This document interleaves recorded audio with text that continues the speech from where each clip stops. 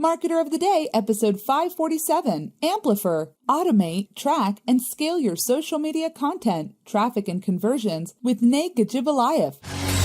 Hey everyone, and welcome back to the Marketer of the Day podcast. We're here with Nate Gadzhibalaev from Amplifr.com, and Amplifr is a social media automation service for marketers, agencies, and brands. So we're going to hear all about why you should use this tool that allows you to schedule your posts to social networks that help you earn more money. So Nate, glad to be talking to you. Thanks for having me. Glad to be here. Heck yeah. So, can you kind of explain to us what your company, your service does, and why it's so important for people to use it? Sure. So Amplifr is a social media platform for other companies who do a lot of work on their social media, who use social media mainly to achieve some of their important business goals. Like if you're a publishing platform, then you just need traffic. If you're e-commerce, then you're probably targeted towards conversion and return on investment, right? And we were pretty late to the party. We started out in 2015, and you had Buffer, you had Hootsuite, you had a lot of good tools out there. And what makes Amplifr different is that we have a very strong emphasis on actually bringing measurable results and making sure that our clients always understand what exactly it is that they get from social media and how much they get. How effective their marketing is. So our promise is not that our client would be successful with social media if they just use Amplifr, because you can use Buffer, you can use Hootsuite, and if you just post your content to, say, a social media group, a Facebook page of, a few hundred people, then you'll essentially get nothing, right? Unless you do advertising spend, unless you set up everything else around your social media correctly. Our promise is that once you start using Amplifr, we will always try to educate you and provide you with the best tools so that you can not just schedule your content, but also build all the business processes required around it to actually get measurable results out of your work. Well, great. Well, I'm curious to hear about what that looks like because, as you know, and as you kind of explained here a little bit, is that, people out there would be idiots, at least I think, to ignore all these social media networks, right? It's where everyone is, it's where all the traffic is. But if we post things by hands, then that seems like a lot of work for maybe not a lot of results. And then one step up from that is to use, as you say, some of these tools that allow you to post things on a schedule, but then that also only gets you so far as well, right? Like it's like, okay, now I've posted a lot of content, played with the hashtags, but I don't really know, what that translates to. So when you say that Amplifr is different and gives people really good analytics and gives them the results that they need to get and shows them how that's doing, what does that look like? How does that stand out based on these other tools? Okay, there are a few good examples of that, but the most obvious ones is I think Amplifr is the only tool that has Google Analytics integration built in. And what it does is that you can say, hey, well, I have a website, say for maybe my e-commerce shop, and I have Google Analytics there, and I have a goal set up for new purchases. If you do that, you can connect this goal to Amplifr, and then every post you schedule will have a special tag in the link. And then when you actually have new purchases, new conversions, Amplifr will poll Google Analytics every few hours, and Amplifr will tell you how many conversions did every specific post bring to you. So you can try different posts with different hashtags or images or videos, and you can not only see the usual social media metrics like impressions, likes, comments, etc., and not even just traffic. You can see exactly how many conversions and how much money you made through that particular post. But that's just one example. There are a few things where we try to stand out and get that extra mile towards actually tracking the traffic and the revenue. And in general, like you said, first step towards actually optimizing your social media work towards bringing you value that people usually do is, okay, what can we do to cut the workload? Well, you can use scheduling. And then if you schedule posts for some tool, maybe you spend a couple hours a week to schedule the whole week, or maybe that tool has evergreen scheduling or can connect to your website via RSS or an API. And then maybe you just spend 30 to 40 minutes a week on your scheduling. But there's still a problem, because if you're not doing any of free viral marketing techniques, maybe sweepstakes, maybe giveaways, and if you're not also using any paid marketing techniques, then if you're just basically scheduling posts to your existing audience, then depending on that audience, in most cases, in like 90%, especially of new small businesses, you're going to get pretty much nothing. And it doesn't really matter how much time you spend, because the result is going to be the same. And what we do, we're trying to illustrate to you, as sooner the better, that unless you follow some technique and go through the list of techniques that you can on social media to find the way to market that works for your business, you're basically doing nothing. And we're pushing all of our clients as hard as we can to actually find the ways that work for them. Okay, so would you say that these techniques that you're talking about, things like sweepstakes or giveaways, so is what you're saying that like maybe people used to have to go somewhere else and learn about these things and then try to apply that to a buffer type of service, but what you're saying is these sorts of things are built in. Is that on the right track? Not all of them. What we're working on right now is we're trying to incorporate automatic advertising of posts that perform well. You can't really automatically do sweepstakes or giveaways, because those, there's other software that does this really good, like randomizing for giveaways or some other things. In those scenarios, we just blog about them, and then we're trying to understand which of our clients in particular are likely to benefit from that particular method. And we just tell them, hey, we think you might want to do that in order to increase your revenue from social media. That's one scenario. The other scenario is some things that are generally a good idea for all companies doing social media, and that fit very well into this workflow of scheduling your content. So imagine you're a mid-weight company with some marketing budget, not a lot. Maybe you can spend a few $100 a week, and you've just scheduled a few posts. And you run a sneaker shop. You sell sneakers. You've just scheduled a few shops, and you notice that a post that you scheduled a week ago performs really well. It has a lot of comments. It has a good discussion. It has some clicks. It has a few purchases on it, and you really like that post. You want to promote that post to the rest of your audience to get more traffic. What you would do is you would end up in Facebook Advertising Manager or Twitter Advertising Manager, and you will say, hey, I want to promote this. And most of people do this either by hand or with a separate tool.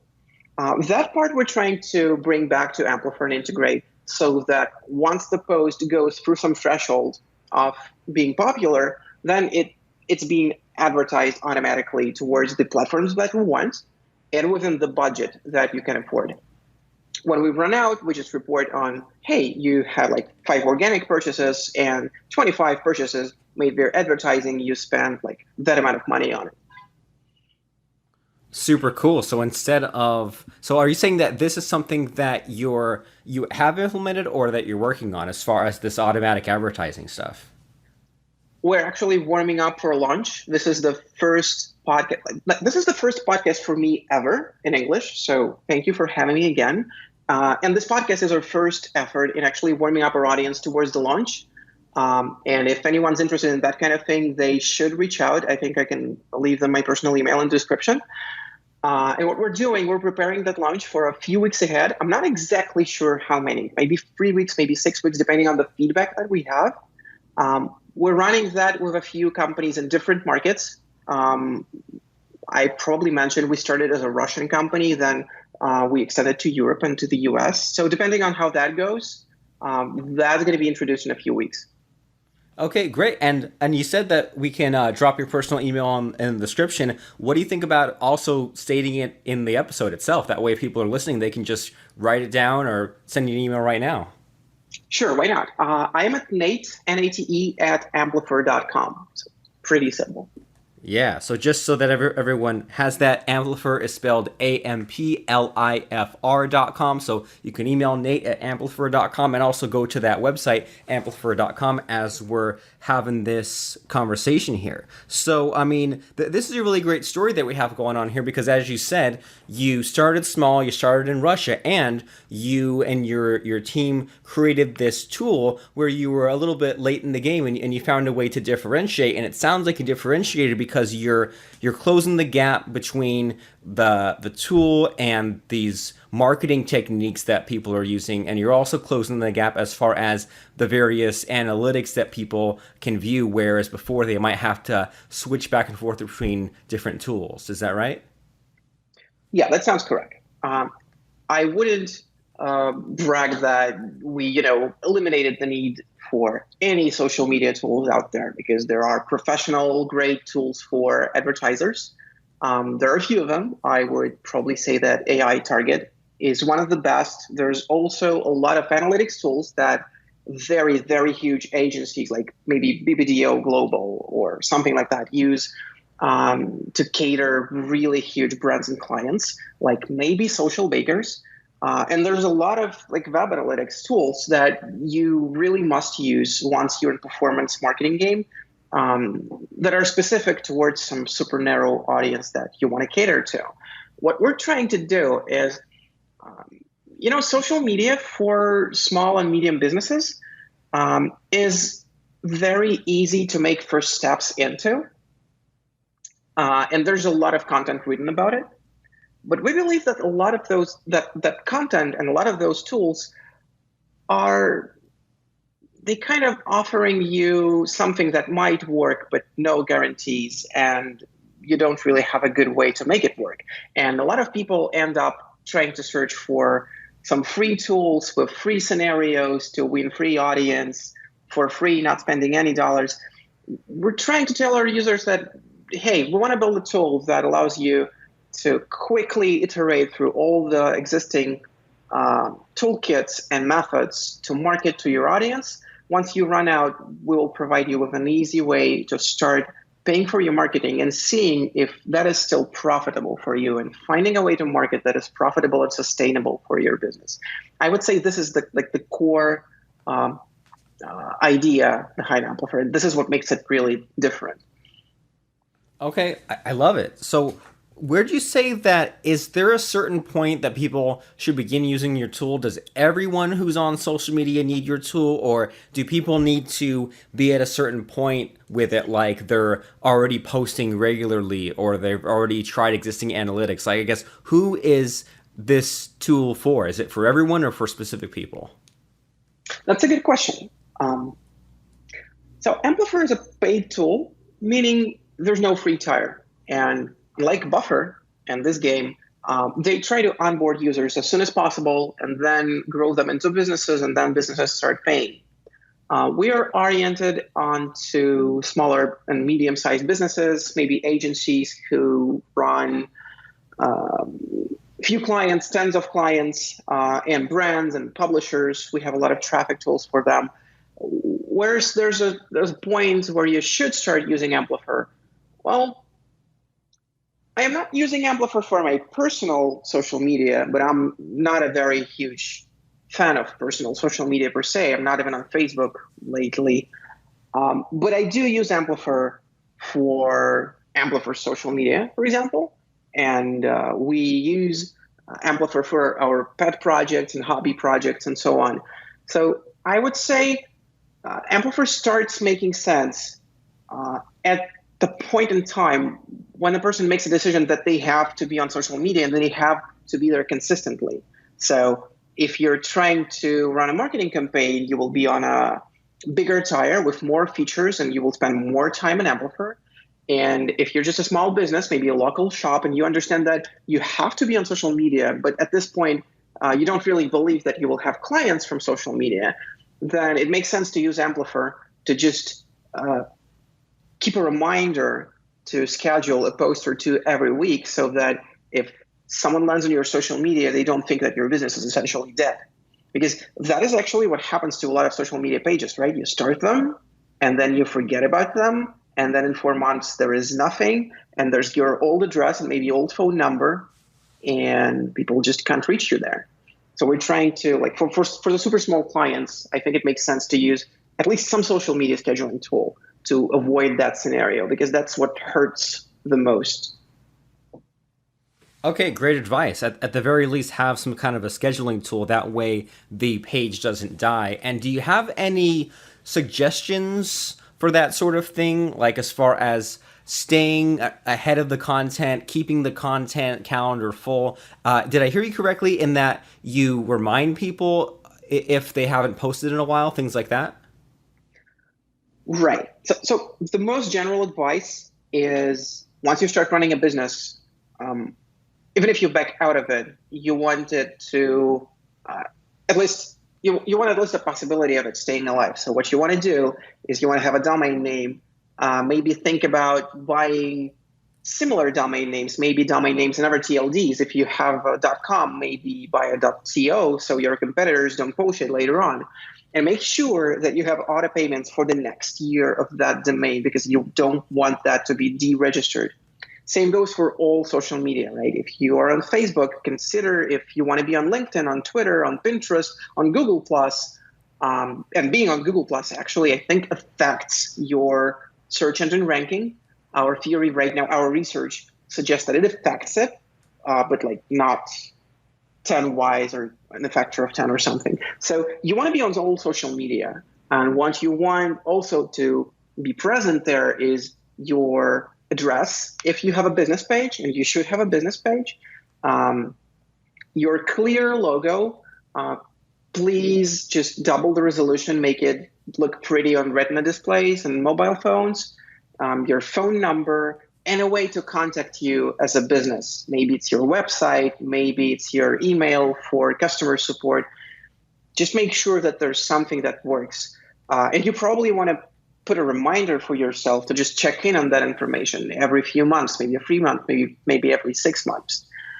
And as far as scheduling goals, you probably want to schedule to each social media at least once a week to maintain that fresh look, so that everyone who lands on your social media or who sees your social media page through a hashtag search or location search, they see that your page is alive. They see that it's well maintained. And there are multiple ways to do that. If you have a website and you have a news section on your website, one stupid and easy thing you can do is to just connect your website to your social media through the scheduling tools. With RSS, you can do that. If your website is on Squarespace or WordPress or whatever, most likely this will work. Super easy, and it will only cost you whatever social media tool charges you. Usually it's $5 to $10 or something like that. If you have another 20, 30 minutes a week, then it's a good idea to actually schedule something specific to the social media that fits better to social media. And the way you can do this with Amplifr, you can just set up your own schedule. So you can say, okay, I want at least one post every Wednesday.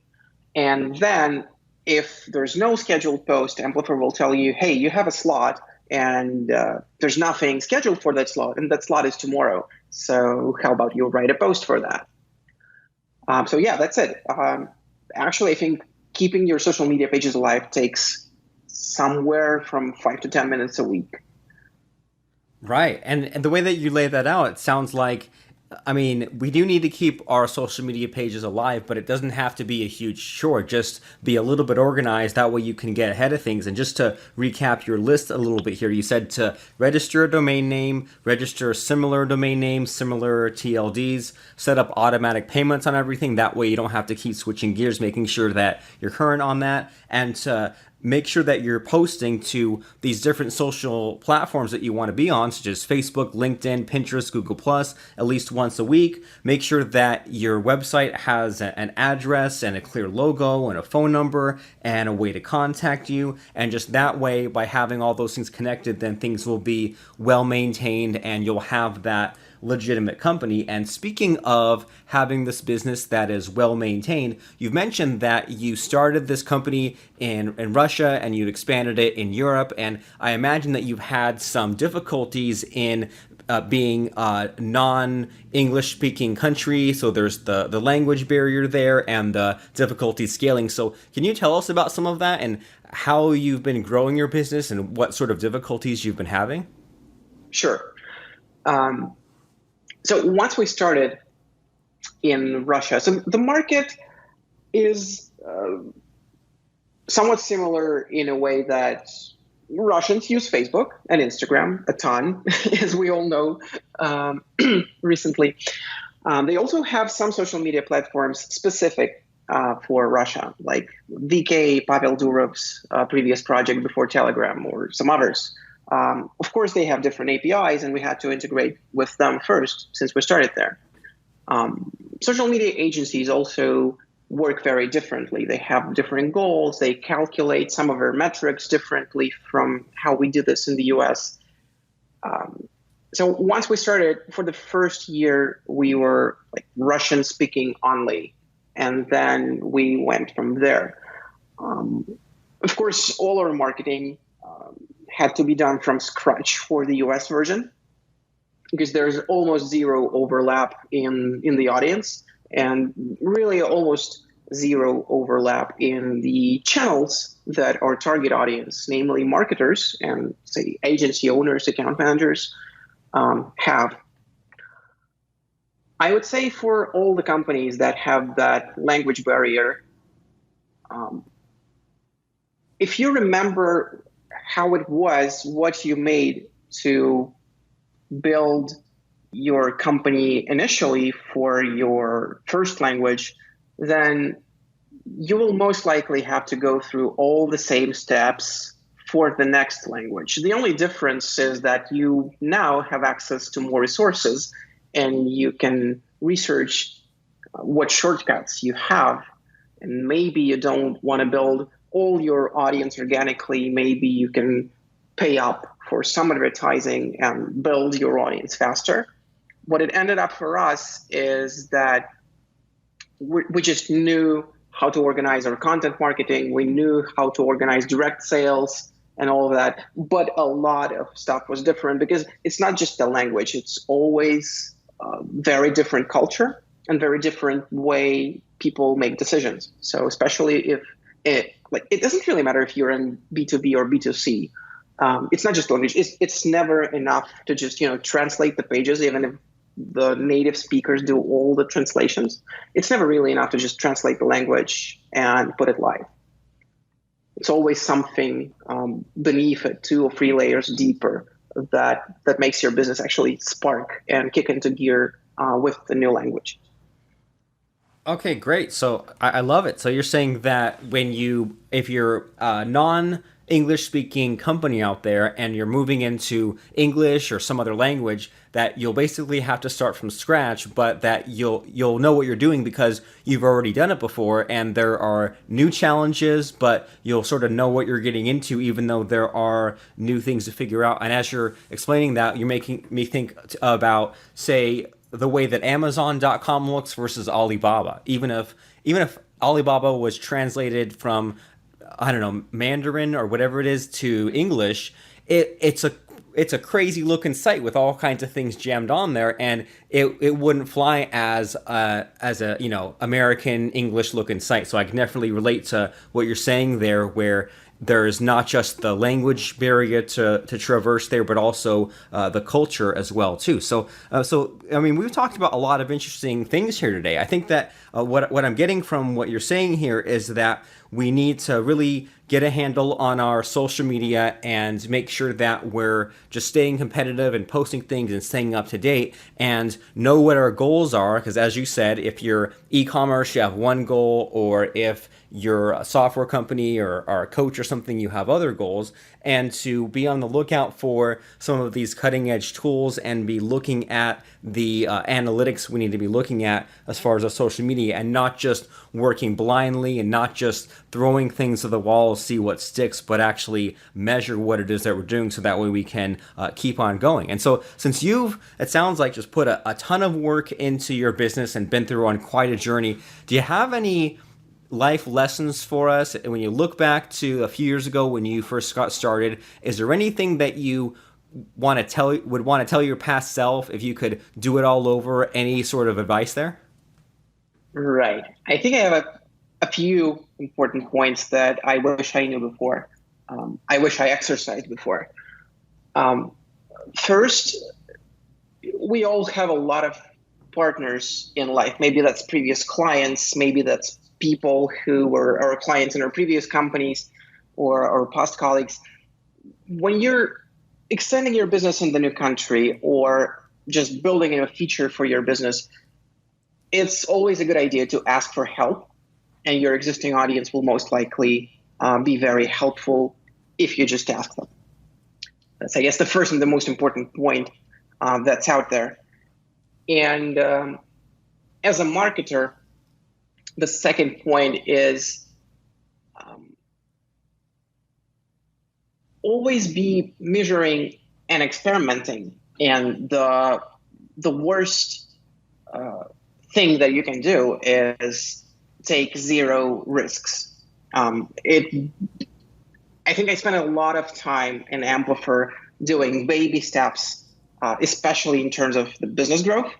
And what I know I should have done is do not be afraid to use like paid advertising channels, paid advertising methods, advertising spend, or other partnerships that might face you with actually spending your money, losing your money. It's always a good idea to lose some of your money and know the results, know that something doesn't work, instead of investing more in your time. Because in the end of the day, you cannot get your time back, but you can earn a lot of money if you do a lot of experiments. Some of your experiments are going to be successful, and if you can scale that, you're going to earn a ton of money, but you will not be able to get your time back. So if you spend half a year on each experiment, it might take a very, very long time to find something that actually works for you and your company. I love it. That's very good advice. And I think that those two pieces of advice sort of go hand in hand there, right? Number one, ask for help. And then number two, take those risks and put forth that little bit of money instead of time if you can help it, because you can't get your time back. And it sounds like you've definitely applied that, in that you've built your company, you didn't try to do it all yourselves. And also your advice here that about social media has been, don't try to piece it together, or don't try to get the results based on you doing it all yourself or piecing together free tools. Spend that little bit of money. That way you can get the leverage, and that way you can shortcut a lot of time. So that way you don't waste a year of your life, but you spent no money on it. It's better to spend a couple $100 and then you ran that experiment for a month or a week. And if that didn't work, or that only worked partially, then you can adjust, and you don't have to just waste all this time for no reason just because you were afraid to spend the money. So this has been a really great conversation, I think, for a lot of different reasons. And I want to make sure that everyone, and also, you know what too, Nate, is along the lines of taking risks. As you said, this is a first for you as well, right? We both took a risk together here and hopped on this podcast. So even you are practicing what we preach. And so your website is amplifr.com. That's amplifr.com. And as you said before, your personal email for people to email you is nate@amplifr.com. And can you give us like one really good reason why people should go to amplifr.com right now and sign up and not hesitate? Sure. Well, we just talked about two advices. Amplifr basically pieces it together. First, find a goal in your current work project. If that's related to social media, if you're a marketer, find a goal that works for you, and then set up Amplifr to track that goal. And it's free for a few weeks. It will get you the first free report. You will understand if what you're doing right now, maybe with some other tools, not necessarily with Amplifr, actually works. If that works, great, continue your work. If that doesn't work, well, maybe read a few of our newsletters and try to re-implement your social media strategy, and Amplifr will help you with that. Fantastic. Trial and error. And as Thomas Edison said, I haven't failed. I just found 10,000 ways of making the light bulb that didn't work. So great mindset here as far as, being an entrepreneur, having these experiments, and just figuring out the path to make the money, to have the successful business, to have the life of our dreams. So Amplifr.com is the place to go to get a better handle on your social media, to track, to automate, to do all those different things. So amplifr.com, amplifr.com. Go ahead and sign up, and you'll be glad you did. And thanks so much, Nate, for stopping by and for sharing some of this great stuff with us. Thanks for having me again. It was a pleasure. Please follow me on Twitter at twitter.com/RobertPlank. That's twitter.com/RobertPlank. And while you're adding me, also like Marketer of the Day on Facebook by going to facebook.com/RobertPlankShow.